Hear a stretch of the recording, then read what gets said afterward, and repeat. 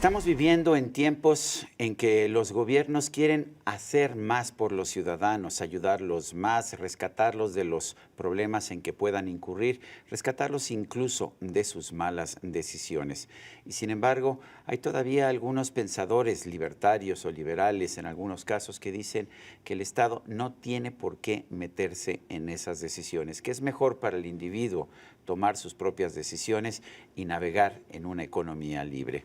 Javier Milei es un pensador argentino muy controvertido en su país, no es muy conocido en México, pero seguramente lo será también.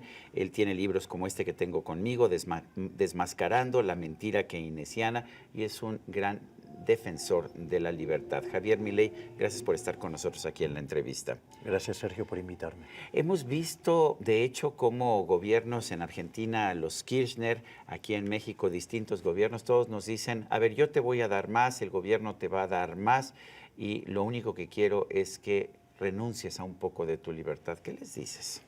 Que me parece un disparate. Es decir, cada vez que vos creas un derecho, alguien lo tiene que pagar. Y eso de alguien lo tiene que pagar significa, ¿sí?, impuestos. Y lo primero que hay que entender es que los impuestos es un acto violento. De hecho, la palabra impuestos, deja bien claro que es una imposición. Es más, el origen de la palabra tiene que ver cuando un reino conquistaba a otro y al perdedor le imponía cargas para financiar sus cuentas. O sea, y de ahí viene el concepto de impuestos. Pero además también hay que comprender que es un acto violento y que es un robo, ¿sí? ¿Y por qué digo esto? Suponete lo siguiente, viene tu vecino y te dice, Sergio, dame la mitad de tu ingreso. Y vos los vas a sacar a patadas. Al otro día viene y te dice, mirá, tengo acá un papel que dice que me tenés que dar la mitad de tus ingresos. Y vos le decís, bueno, ¿y qué tiene que ver ese papel? ¿Quién lo firmó? Ah, lo firmé yo. De vuelta lo sacás a patadas. Y al otro día directamente viene con el matón del barrio y te dice, ok, dame la mitad de tus ingresos. Y vos, como no tenés alternativa, claramente se lo das. Digo, ¿por qué? Porque es un robo. Pero vos fíjate esto, en realidad el ladrón vulgar es ética y moralmente superior al político. Y por varias cosas. Primero porque da la cara, se enfrenta, toma riesgo, puede ir preso al robarte. En cambio el político se escuda en el manejo del aparato represivo del Estado, el monopolio de la violencia. Y es mucho peor que el ladrón vulgar, porque el ladrón vulgar, por ejemplo, es aleatorio. Sin embargo, el Estado es el ladrón estacionario, te roba siempre. Entonces, primero, lo que hay que tener en cuenta es que el Estado se financia con impuestos y esos impuestos es un acto violento y que va en desmedro de las libertades individuales. Javier, ¿tú preferirías tener un Estado sin impuestos, un gobierno sin impuestos? ¿Podemos eliminar completamente los impuestos? Bueno, digamos, existe la posibilidad de lo que se denomina el anarcocapitalismo. Es decir, hay distintos tipos de liberales, libertarios, o sea, están los liberales clásicos, como podría ser el caso de Milton Friedman, de Adam Smith, de Hayek, ¿sí? Después tenés los minarquistas, ¿sí?, que es, por ejemplo, el caso de Ludwig von Mises o la propia Ayn Rand, digamos que básicamente dicen el Estado se tiene que ocupar de los temas de seguridad y justicia, y después vos tenés los anarcocapitalistas, ¿sí?, como podría ser el caso de Rothbard, el caso de Jesús Huerta del Soto en España, que es muy conocido, o, por ejemplo, Walter Block hoy en Estados Unidos. Ahora, el tema es el siguiente, uno lo que tiene que comprender es que si el Estado es nuestro enemigo, debe ser llevado a la mínima expresión. Y en esa mínima expresión uno tiene que considerar la posibilidad de que el cero existe como parte del conjunto de solución. Esto no quiere decir que tenga que ser hoy, pero uno podría pensar también el Estado como una solución tecnológica que en algún momento sirvió con un determinado formato y que en el proceso de descubrimiento, quizás con el avance tecnológico y con la llegada de la robótica, hasta podamos eliminar el Estado. ¿Qué opinas, sin embargo, de los ciudadanos que una y otra vez votan por gobiernos que quieren cobrar más y más impuestos para redistribuir el ingreso entre la sociedad? Bueno, cuando a mí me plantean estas cuestiones de la redistribución del ingreso, lo primero que yo les digo es, a ver, ¿vos estás a favor del robo? Digo, primera pregunta. La redistribución del ingreso es un robo. Porque parte de cobrar impuestos. Con lo cual, el primer punto O sea, es... si yo quiero regalar mi dinero, está perfecto. Bueno, pero eso es caridad. Sí.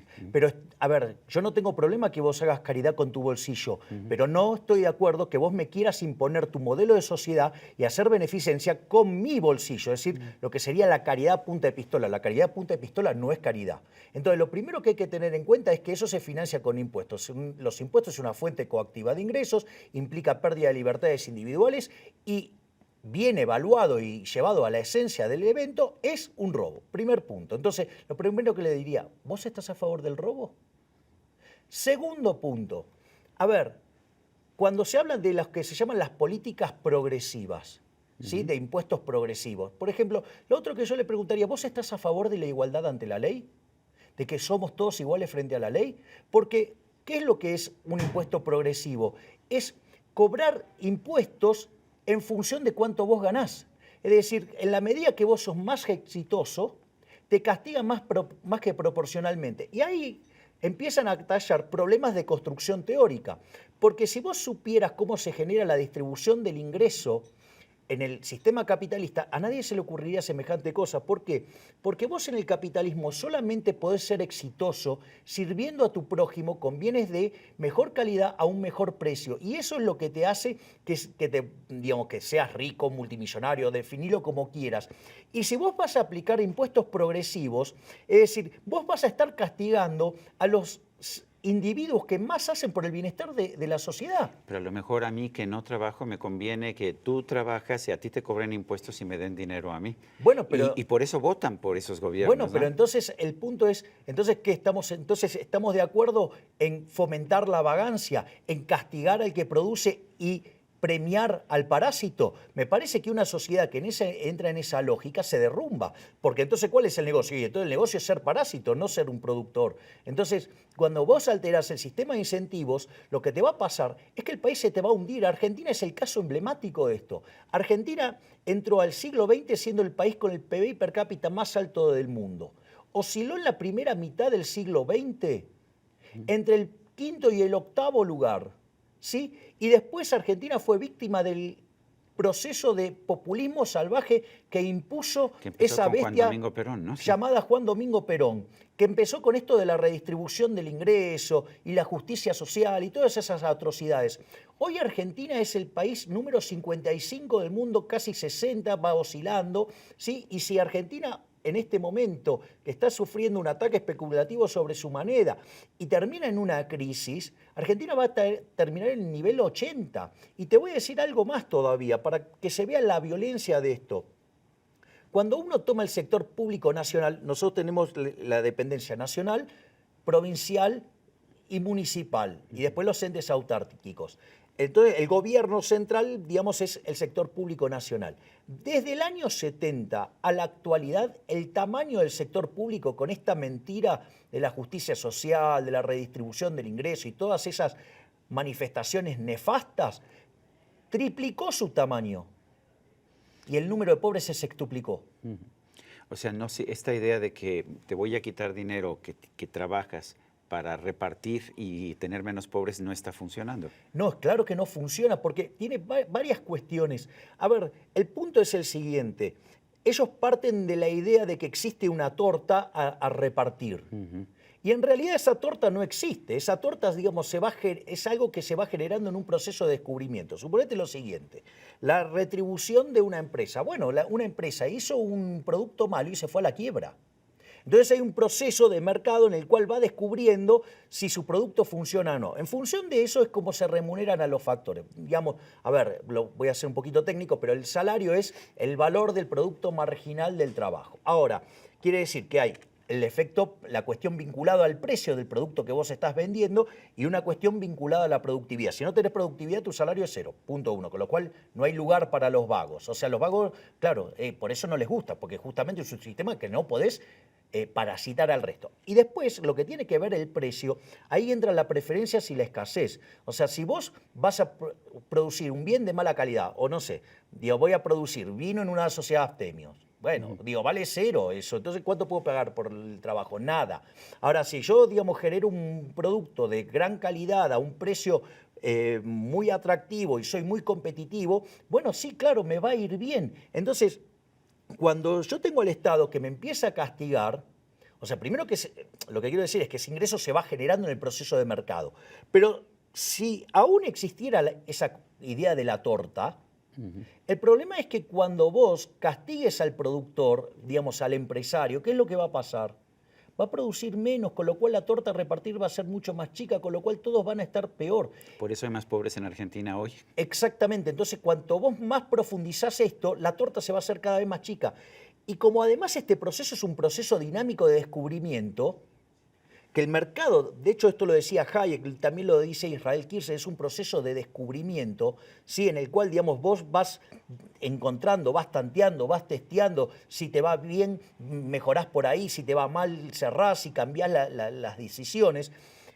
La torta esa no existe, o sea, es una cosa que se va generando y entonces si vos castigás a la persona con impuestos, ¿qué es lo que va a hacer? Y se va a tratar de correr, y entonces la producción se va a caer y vamos a ser todos más pobres. Javier, en 1998 hablabas de Argentina, que fue el país más próspero del mundo a principios del siglo XX, pero allá en los años 70, 80, 90 incluso, el país más próspero de América Latina se llamaba Venezuela. ¿Qué pasó con el experimento de Hugo Chávez? Bueno, el experimento de Hugo Chávez es lo mismo que hizo Perón, que lo llamó socialismo del siglo XXI.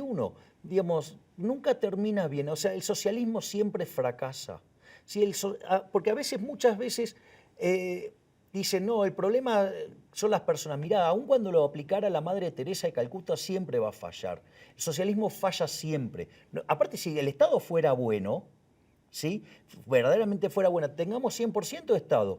Y sin embargo esa experiencia la conocemos, se llamó comunismo, fue un fracaso en lo económico, en lo social, en lo cultural y además se cargó más de 100 millones de vidas humanas. O sea, un disparate y funciona siempre mal, porque hay lo que se llaman cuestiones estáticas y cuestiones dinámicas. Las cuestiones estáticas tienen que ver con esto de que vos, por ejemplo, tenés que manejar un montón de información. Tendrías que conocer lo que hay en la cabeza de cada uno de los ciudadanos del país, lo cual ya, digamos, o sea, es inviable tener toda esa información. Pero supongamos que la tecnología permitiera que lo tuvieras.